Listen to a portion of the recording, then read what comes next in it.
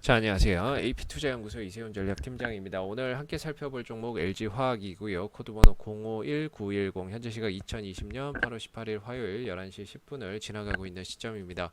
최근에 이제 2차전지 배터리 관련 주들이 시장의 대장주로서의 성격을 많이 보였죠. 그래서 시장을 좀 끌고 올라왔었던 대표적인 종목이 이제 LG화학, 삼성 SDI, 뭐 SK이노베이션, 뭐 이런 배터리 관련 주들이 좀 주목을 받았었던 부분이고요. 다만 단기적으로 주가가 많이 상승해 있던 시점에서 어느 일정 시점에서 이제 가격 조정이 지금 나오고 있는 상황이죠. 전체적인 추세는 여전히 살아 있지만 전체적인 추세는 우상향으로 잘 가고 있지만 단기 상승폭이 크다 보니까 거기에 따른 가격 조정이 좀 나오고 있는 상황이다라고 보시면 될 것 같습니다. 주도주는 그렇게 쉽게 죽지는 않습니다. 그래서 어느 정도의 가격 조정이다라고 보시면 좋을 것 같은데, 지난번에 뭐 말씀드렸던 것들이 결국에 이 조정을 유발한 요인은 조정이 나오게 이제 조정이 나온 유발한 요인은 바로 뭐 결국에 이런 거 아니겠습니까? 지난번에 말씀드렸던 테슬라데이 9월 22일 날 발표가 되는 이제 테슬라의 새로운 전기차 배터리, 이런 부분들을 앞두고 결국에는 이제 우리나라 배터리 관련주들이 좀 조정을 보였다라는 거죠. 사실 이 배터리에는 표준이 없습니다. 우리가 만드는 이런 배터리도 그렇고 중국이 만들어내는 리튬, 인산, 철을 이용한 배터리도 그렇고 딱히 표준이 없어요. 그래서 우리는 NCM을 기준으로 가고 중국은 LFP를 기준으로 갑니다. 그래서 지금 이제 예상되는 게 이 테슬라데이에서 테슬라데이 배터리, 테슬라 배터리 데이에서 이제 이런 걸 공개한다는 거죠. 100만 마일, 160만 킬로미터를 갈 수 있는 이 배터리를 공개할 것이다. 어디랑 손잡고? CATL하고 손잡고 테슬라. 배터리 관련 산업에서는 솔직히 우리 LG화학이 이번에 상반기 1등을 했지만 CATL하고 거의 격차가 많이 나지 않습니다. 시장 점유율이. 그래서 엎치락 뒤치락 해요. 그런 상황에서 전기차 1위 업체인 테슬라와 CATL이 손을 잡았다는 것은 우리나라 배터리 업체 입장에서 봤을 때는 다소 위협이 될 만한 요소다라고 보시면 돼요. 지금 이런 100만 마일, 160만 킬로미터를 갈 수 있는 배터리를 공개할 것이다라는 건데, 이게 현실화됐을 때에는 우리나라의 배터리 관련주들이 다소 부정적인 영향을 받을 수밖에는 없을 겁니다. 그래서 결국엔 이거예요. 싸고 효율이 좋은 누가 배터리를 만들어내느냐. 일단 싸야 되겠죠.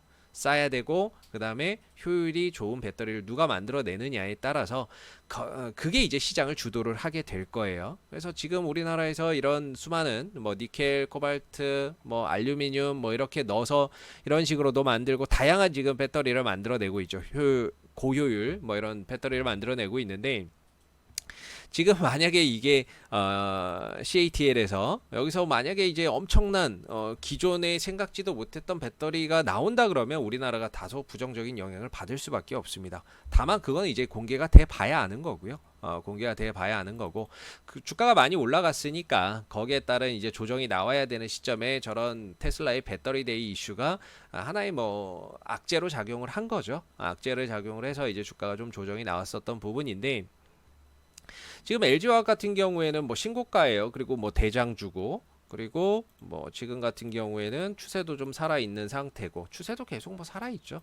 다만 이제 단기적으로 많이 올라가니까 거기에 따른 차익 매물이 나오는 거지, 이 흐름 자체가 뭐 무너지거나 깨지거나 이탈된 거는 아니다라고 보시면 됩니다. 시장이 조정이 나오면 종목도 어느 정도는 조정이 나올 수밖에 없죠. 그 조정이 나오는 데 있어서 명분이 뭐냐, 사실 뭐 코로나19가 최근에 확산되고 있으니까 이게 될 수도 있는 거고, 아니면 테슬라 데이, 이런 부분들, 배터리 데이죠. 테슬라 배터리 데이나 이런 것들이 이 이슈가 될 수도 있는 거죠. 결국에 조정의 명분이 뭐냐의 문제인 거지, 다만 이 추세나 이런 것들, 주도주나 이런 것들은 그렇게 쉽게 꺾이지는 않습니다.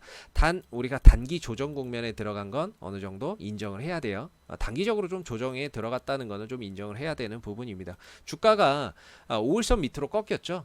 기본적으로 급등주도 그렇고 대형주도 그렇고 주가의 기울기가 가파라지면요, 기본적으로 5일선의 회복 시 매수고요, 5일선이 깨지지 않으면 보유입니다. 그러다가 5일선이 이탈되면 종가상으로 이때는 매도죠. 그리고 다시 재회복하는 시점에 매수 타이밍을 노리는데, 지금 이 LG화학 같은 경우에는 5일선이 이탈이 됐죠. 그 뒤로는 하락, 하락 나오고 반등은 나오는데 역시나 5일선 밑에 있는 상황이에요. 그렇다면은 주가가 아직까지는 조정 국면에서 그렇게 벗어나지 못했다 이렇게 봐야 될 겁니다. 그래서 주가가 단기적으로 조정 국면이 좀 더 진행될 수도 있고 좀 더 내려갈 수도 있어요. 추세나 이런 것들은 한 요 정도까지 뻗쳐 있으니까 뭐 한 6만 원대 또는 뭐 5만 원대 중후반까지도 뭐 내려올 가능성은 충분히 있다라고 봅니다.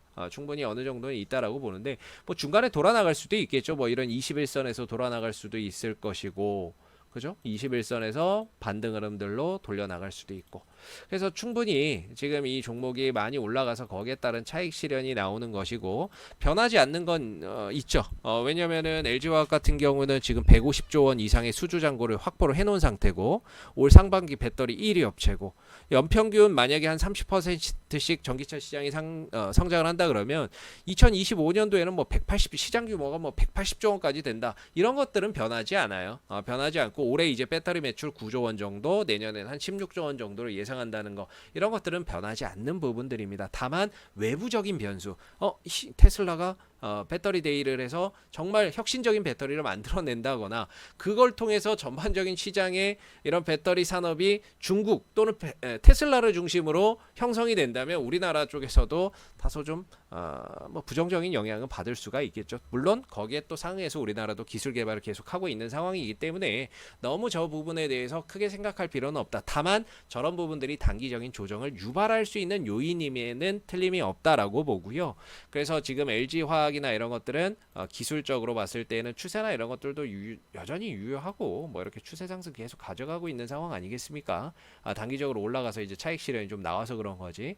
그래서 큰 흐름에서 봤을 때는 전고점도 다 돌파가 된 종목이고, 추세적인 상승 흐름도 유효하기 때문에 중장기적인 관점에서는 보유의 관점이고, 단기적으로 봤을 때는 5일선이 다시 재회복되는 시점까지는 다소 좀 관망을 하는 것이 좋다. 5일선을 다시 회복을 해줘야 주가가 우상향으로 좀 돌아갈 수 있는 부분들인데 5일선 밑에서는 주가가 크게 힘을 내기가 어렵거든요. 그래서 5일선이 돌아가는 그런 변곡점에서 뭔가 포인트를 노려보는 게 맞지 않겠는가, 이렇게 볼 수 있을 것 같습니다. 자, 앞으로도 LG화학은 이슈가 될 때마다 지속적으로 영상을 올려드릴 거기 때문에요. 좋아요와 구독 한번 눌러주시고 오늘 영상은 여기서 마무리하도록 하겠습니다. 감사합니다. 그리고 네이버에서 AP투자연구소를 검색하시게 되면 웹사이트 상단에 AP투자연구소 홈페이지 링크가 나옵니다. 클릭하시면 AP투자연구소 홈페이지로 접속하실 수가 있는데요. 가운데 2020 무료 추천 종목 카테고리에서 2020 무료 추천 종목을 클릭하시게 되면 소장님께서 매일매일 국내외 시장에 대한 브리핑과 함께 댓글로 무료 추천 종목을 제공을 해드리고 있습니다. 추천 종목에 대해서는 매수가와 목표가, 손절가가 함께 제시가 되기 때문에요. 종목이 필요하신 분들은 홈페이지에 오셔서 많은 도움 받아가시면 좋겠습니다. 감사합니다.